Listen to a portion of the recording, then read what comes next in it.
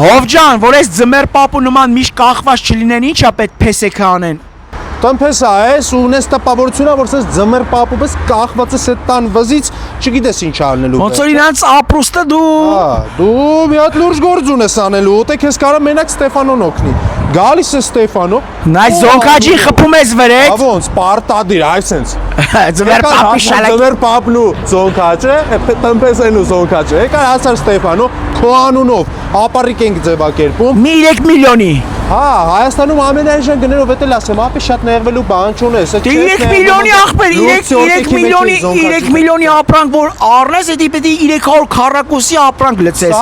Այդ են հարուստ տնփեսեկի մասին, էլի։ Սաղ կյանքդ կախվել ես զոնքաջի դու աներոջդ վզին համար, էլի։ Գալիս ես մի հատ Շեդրի խոդը անում ես Ջոմար Դավարի քո կողմից ախպերը սաղ տան կահույքը վերջում է ոնց էլի շուստի փեսա էսելի անել կամ